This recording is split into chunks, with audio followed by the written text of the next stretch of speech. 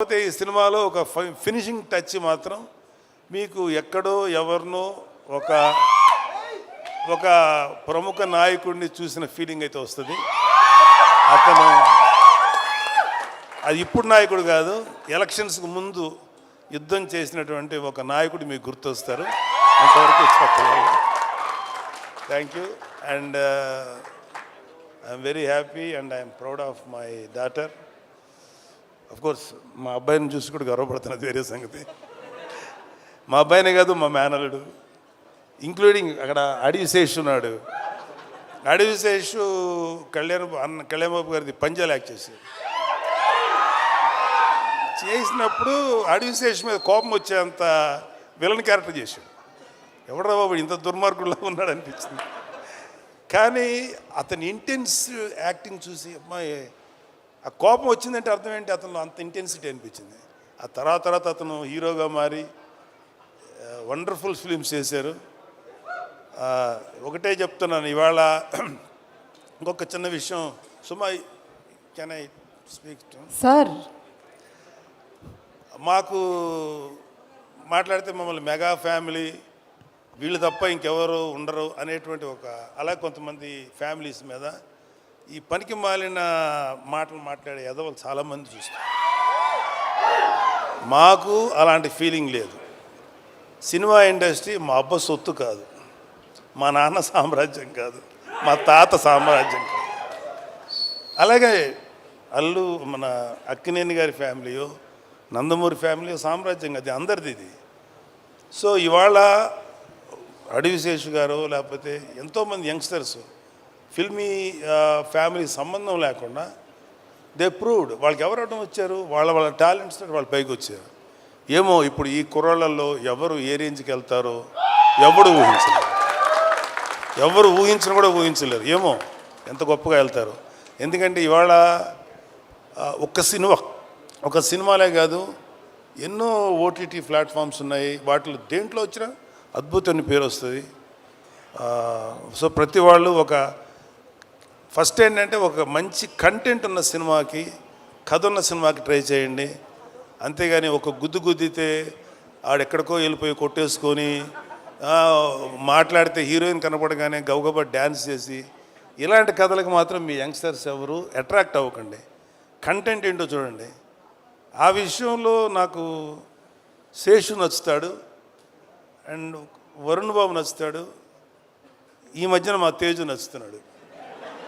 విరూపాక్ష చేశాడు కాబట్టి చెప్తున్నాడు. అంటే అంతకుముందు మా తేజు కొంచెం కమర్షియల్గా వెళ్ళాడు, తర్వాత విరూపాక్ష నుంచి తన ట్రెండ్ మార్చేసుకున్నాడు. విరూపాక్ష అండ్ ఇంకొకటి ఏదో రిపబ్లిక్ ఇలాంటివి చేశాడు. సో ఒక వరుణ్కి నాకు ఒకసారి డిస్కషన్ వచ్చింది, ఎందుకురా నువ్వు కొంచెం కష్టమైన క్యారెక్టర్లు సెలెక్ట్ చేసుకుంటావు, చాలా కమర్షియల్ సినిమాలు చేయొచ్చు కదా అంటే, నాన్న ఒక 100 సినిమాలు రిలీజ్ అయ్యనుకున్నానా, అందులో ఒక 10 సినిమాలు కొంచెం డిఫికల్ట్గా అంటే కొత్తదనంగా ఉంటాయి. వాటిల్లో కనీసం ఒక 5 సినిమాలన్నా ఆడటానికి అవకాశం ఉంటుంది. 90 సినిమాలు రెగ్యులర్ కమర్షియల్ సినిమాలు ఉంటాయి. ఈ 90 సినిమాల్లో ఒక 10-15 ఆడతాయి.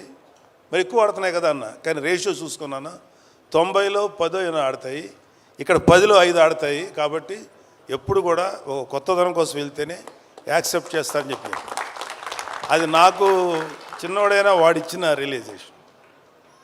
అలాగే నిహారిక అంటే కొంచెం సెల్ఫీ వేసుకోవాలి కదా నా పిల్లల గురించి, తప్పదు. ఎవరు సెల్ఫ్ వాళ్ళు వేసుకున్నారు, ఇక్కడ మన డబ్బా మనమే కొట్టుకోవాలి కదా. ఏదో గుర్తు రావక్కర్లేదు, నేను సీరియస్గా అంటున్నా. Niharika my sweetest kid. ఎంత స్వీటెస్ట్ అంటే ఇలాంటి చిన్న పిల్లప్పుడు ఒక 3 ఏళ్ళు ఆ టైం ఉన్నప్పుడు ఇంకా స్టార్ట్ అవుతుంది కదా, 4 ఏళ్ళ తర్వాత 5 ఏళ్ళ తర్వాత అమ్మ ఇండిపెండెంట్గా పడుకోండి అంటే ఆ బెడ్రూమ్లోకి వెళ్ళి పడుకునేది. వాళ్ళమ్మ వంటింటికి వెళ్ళాక సైలెంట్గా వచ్చింది, నేను ఇక్కడే పడుకుంటాననేది. సరే అమ్మ, మరి మీ అమ్మ తన్నేసి బయటికి పంపుతుంది కదా, అమ్మ చూడకుండా దాచిపెట్టేది. అప్పుడు నా షర్ట్ తీస్తే షర్ట్ లోపల దాక్కునేది. అప్పుడు ఇంత ఉండేది కదా, ఇంతే ఉండేది. దాక్కొని పడుకొని పద్మ వచ్చేది, ఎక్కడుందని దాని తెలుసు, పడుకుంది. పద్మ లేదు, పద్మ ఇక్కడ అని చెప్పాడు. ఇలాగేదో సో ఒకటే చెప్తున్నాను, ఇప్పుడు ఇందాక ఒక పాప ఎవరో ఎమోషనల్ అయ్యింది. ఇవాళ మన కళ్ళ ముందు ఆడపిల్లలు ఎంత గ్రోత్ చూపిస్తారు, ఎంత గొప్పగా ఎదుగుతారనేది మన సుమ. నాకు తెలిసినంత వరకు సుమ కామెడీగా మాట్లాడుతుంది, సరదాగా ఉంటుంది కాబట్టి నేను ఎప్పుడు సుమాని కామెడీగా తీసుకోను. ఎందుకంటే నాకు తెలిసి ఈరోజు కాకపోయినా ఇంకొక 1 year తర్వాత 2 years తర్వాత అయినా డెఫినెట్గా సుమ ఒక లెజెండరీ యాంకర్, లెజెండరీ హోస్ట్.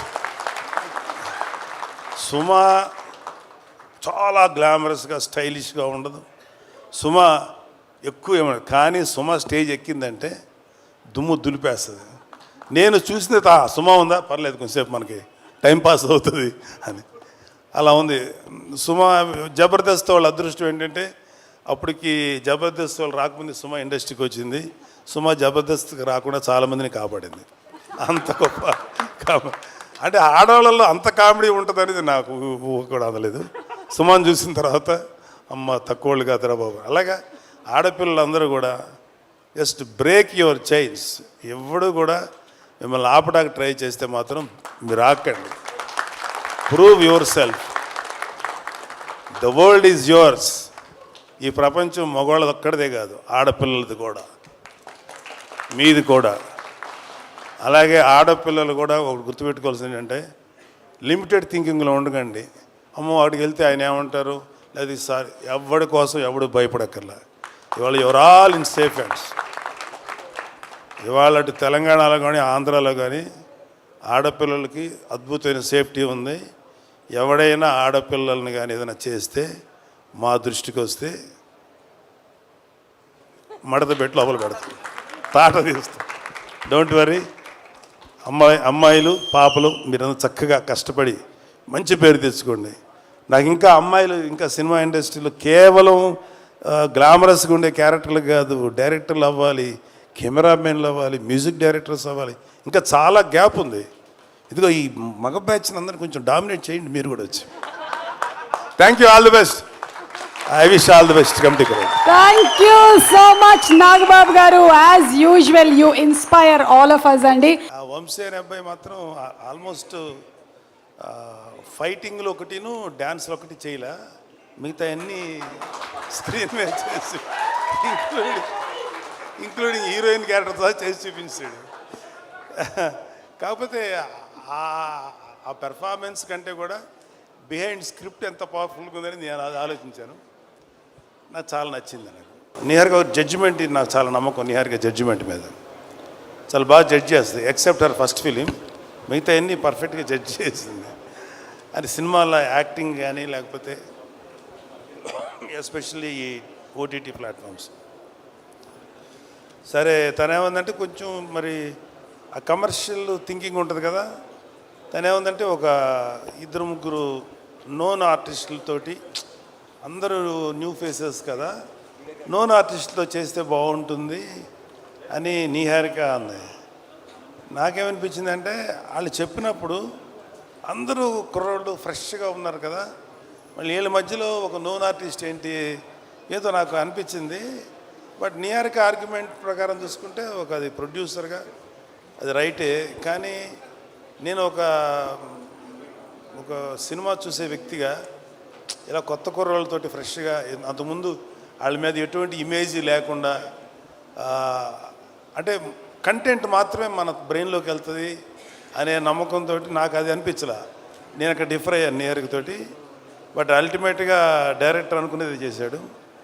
నేను ఇప్పుడు ఇందాక దిగి లోపలికి వచ్చే ముందు జనరల్గా నేను చుట్టుపక్కల యాంబియన్స్ ఏదో పెద్ద ఆలోచించను, కానీ అక్కడ ఈ పోస్టర్స్ 2 చూసిన తర్వాత చాలా బాగా అనిపించింది. నాకు చాలా ఫ్రెష్గా చాలా బాగుంది అనిపించింది.